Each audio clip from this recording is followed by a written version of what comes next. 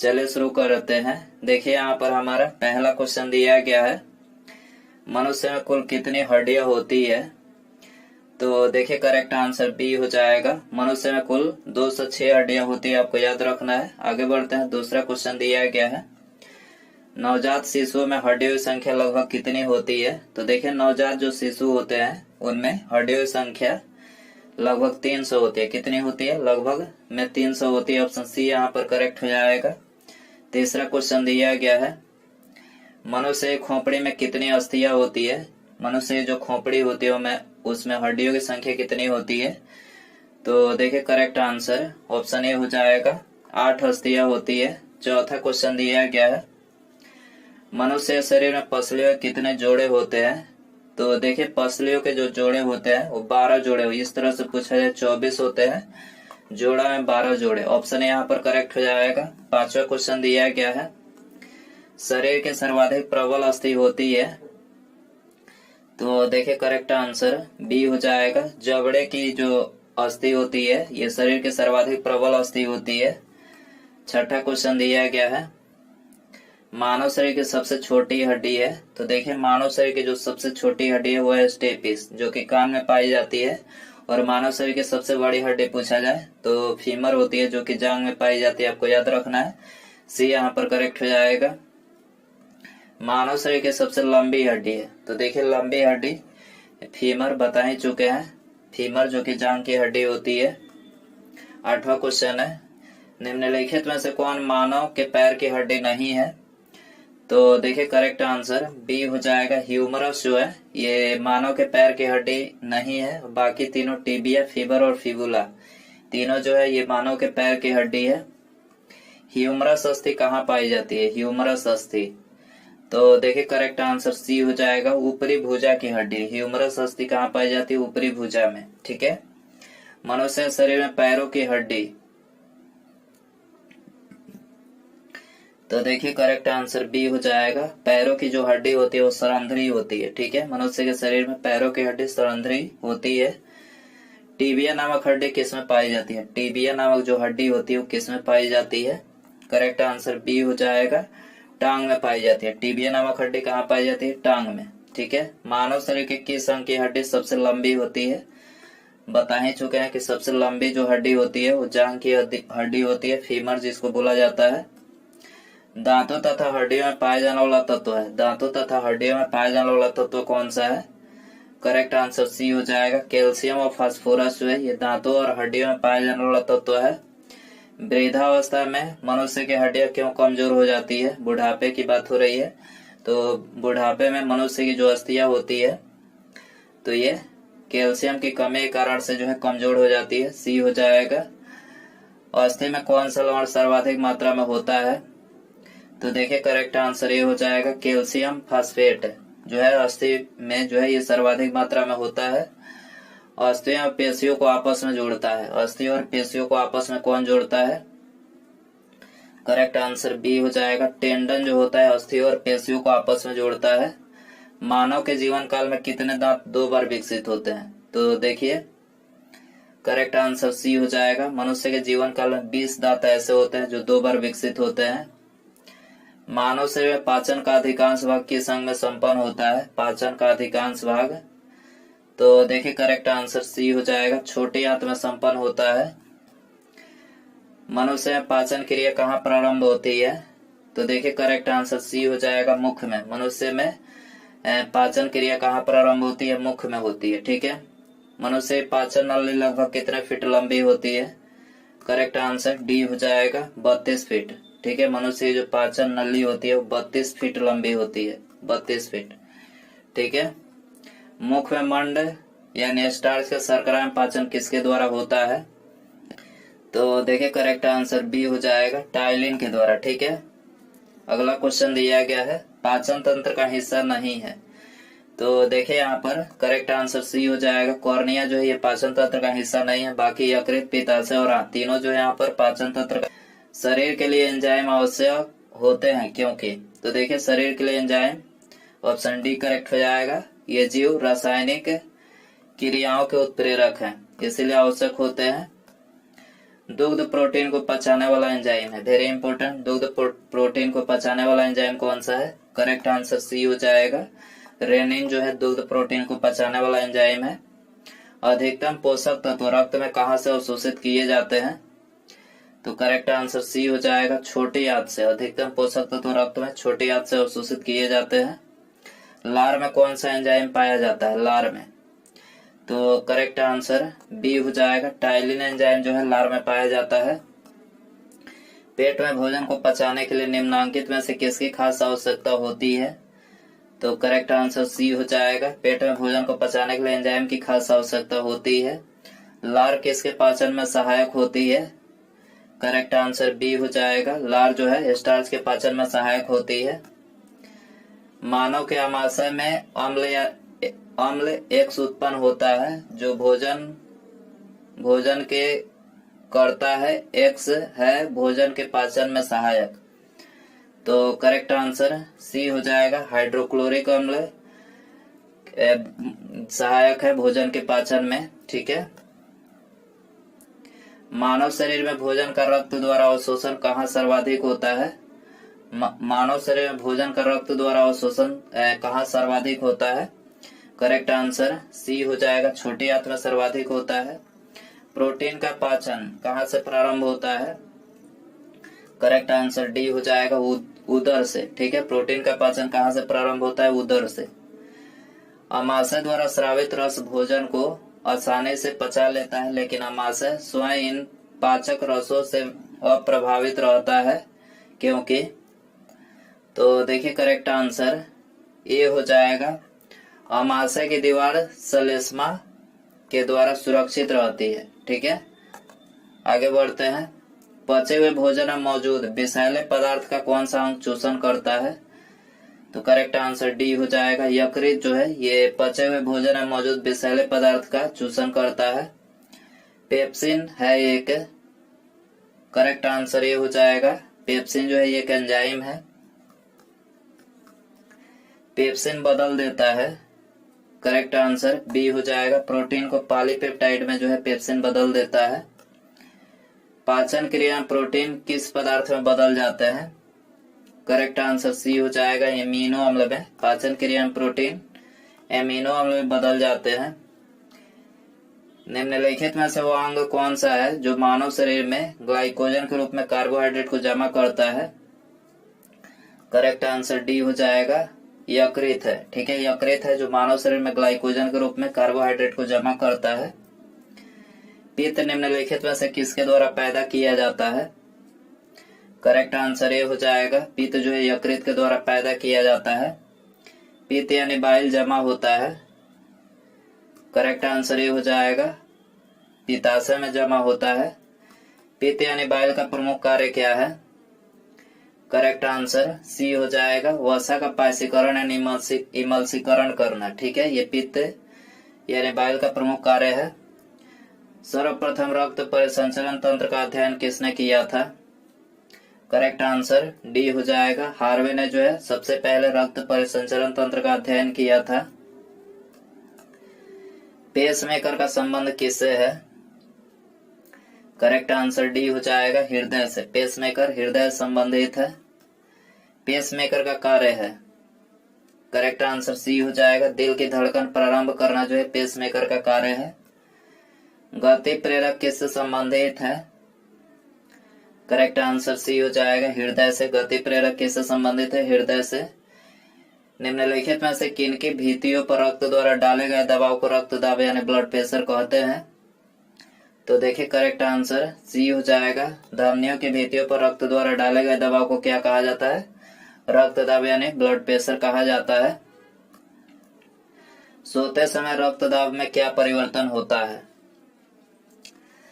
तो correct answer B हो जाएगा, सोते समय रक्तदाब जो है घट जाता है। रुधिर दबाव यानी ब्लड प्रेशर मापक यंत्र है। तो देखिए ब्लड प्रेशर जो है किसके द्वारा मापा जाता है? स्फिग्नोमैनोमीटर के द्वारा, याद रखना स्फिग्नोमैनोमीटर। जार्विक 7 है, तो देखिए जार्विक 7 जो है ये कृत्रिम हृदय, क्या है? कृत्रिम हृदय। लौडा ध्वनि किसकी क्रिया के कारण उत्पन्न होती है? करेक्ट आंसर सी हो जाएगा। हृदय क्रिया के कारण से जो है उत्पन्न होती है। मनुष्य शरीर में हृदय को एक बार धड़कने के लिए कितना समय लगता है? 0.8 सेकंड। मनुष्य शरीर में हृदय को एक बार धड़कने में 0.8 सेकंड। स्वस्थ मनुष्य में प्रति मिनट हृदय स्पंदन होता है। तो करेक्ट आंसर सी हो जाएगा। प्रति मिनट जो है 72 बार होता है। मानव हृदय में कितने कोष्ठक होते हैं? करेक्ट आंसर सी हो जाएगा। मनुष्य के हृदय में 4 कोष्ठक होते हैं। नाड़ी दर कहाँ से मापा जाता है? करेक्ट आंसर बी हो जाएगा। धमनी से। नाड़ी दर कहाँ से मापा जाता है? धमनी से। एक किशोरवय मनुष्य में सामान्य रक्तदाब कितना होता है? करेक्ट आंसर ए हो जाएगा। 120/80 होता है एक किशोरवय मनुष्य में सामान्य रक्तदाब। दौड़ते समय दौड़ लगाते समय मनुष्य का रक्तचाप, करेक्ट आंसर ए बढ़ जाता है। दौड़ लगाते समय मनुष्य का रक्तचाप बढ़ जाता है। सामान्य जीवन काल में मनुष्य का हृदय लगभग कितनी बार धड़कता है?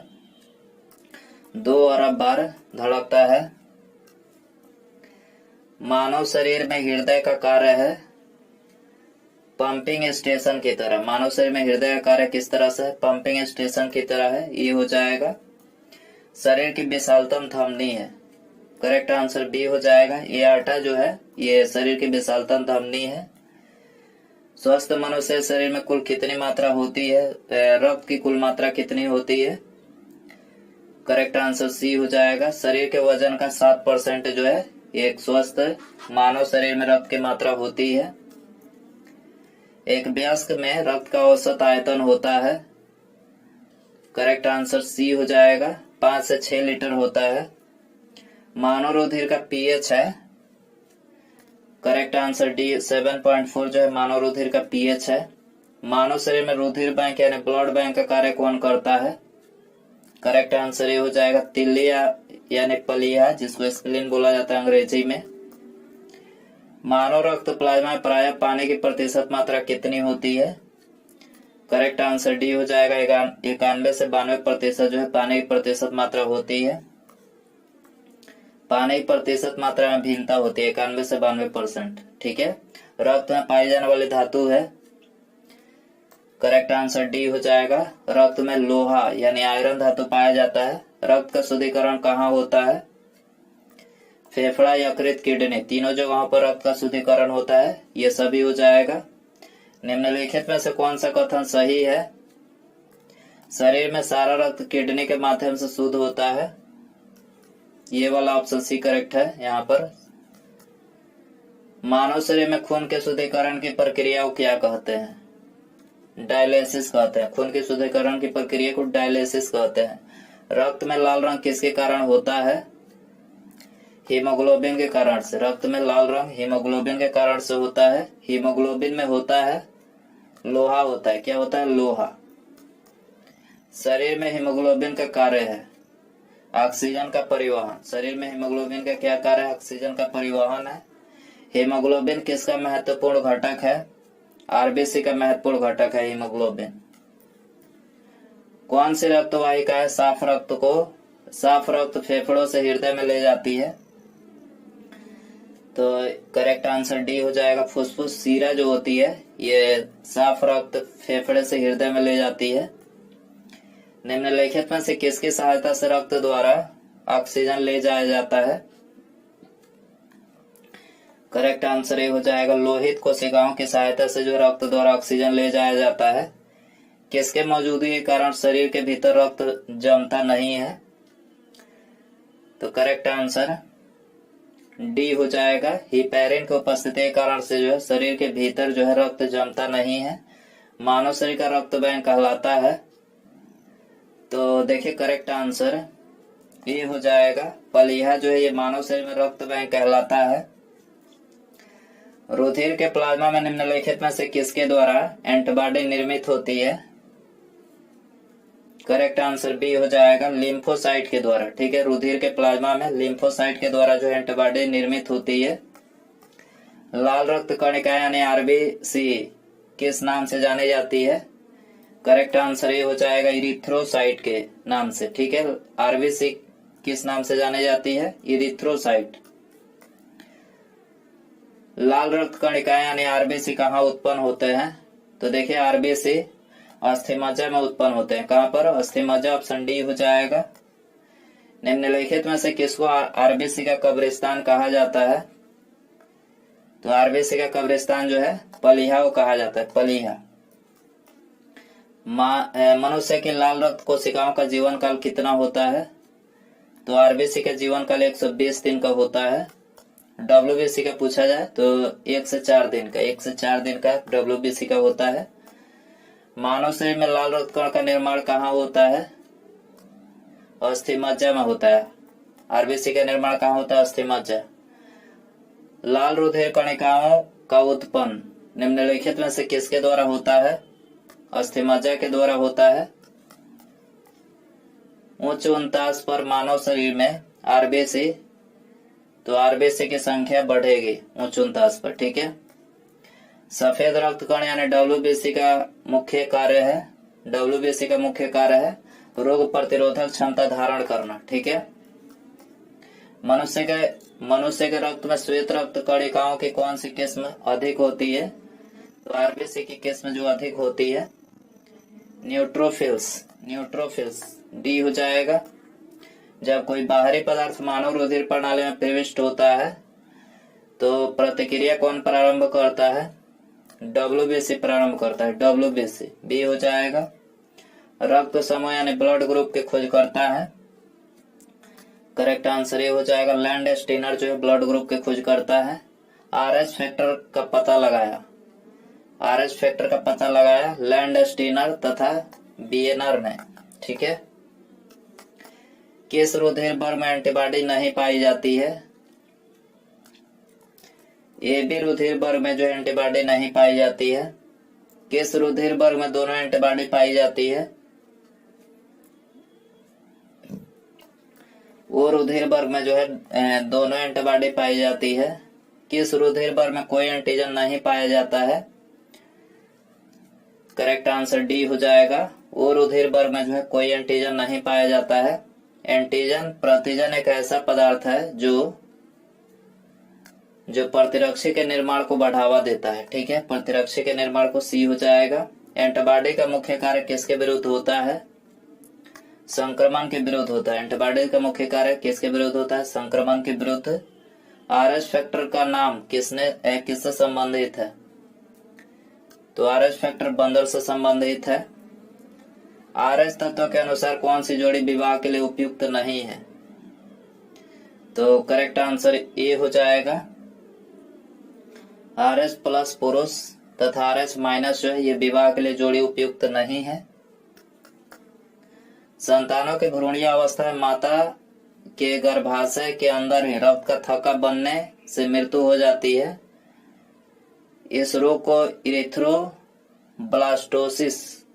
फीटलिस कहा जाता है। इसका कारण है, तो देखिए इसका जो कारण है वो है पिता का आरएच प्लस तथा माता का आरएच माइनस। निम्नलिखित में से कौन सा ब्लड ग्रुप सर्वव्यापक ग्राह्यता रखता है? सर्वव्यापक ग्राह्यता रखता है तो ये है एबी रक्त समूह। ठीक है, एबी रक्त वर्ग वाले व्यक्ति को सर्वोत्तरिक दाता कहा जाता है क्योंकि उसके रक्त में प्रतिपिंड का अभाव होता है, इसलिए सार्वत्रिक अदाता कहा जाता है। मानव रक्त दान के लिए कौन सा रक्त समूह सर्वत्रिक दाता यानी यूनिवर्सल डोनर होता है? तो देखिए सर्वदाता यानी यूनिवर्सल डोनर जो होता है वो रक्त समूह होता है। ऑप्शन बी हो जाएगा। उसके बाद यहाँ पर अगला क्वेश्चन है, आप सभी के लिए रखते हैं, इसका आंसर आपको कमेंट में बताना है। देखिए क्वेश्चन है, रक्त समूह वो वाला व्यक्ति किस रक्त समूह के व्यक्तियों से रक्त ले सकता है? वो रक्त समूह वाला जो व्यक्ति होता है वो किस ब्लड ग्रुप वाले व्यक्तियों से रक्त ले सकता है? इसका आंसर आपको कमेंट में बताना है। और वीडियो पसंद आया हो तो प्लीज वीडियो को लाइक कर दे, अपने दोस्तों में शेयर कर सकते हैं। चैनल पर नया सब्सक्राइब करके बेल आइकन प्रेस करें। ठीक है, मिलते हैं अगले वीडियो में। नमस्कार, जय हिंद, जय भारत।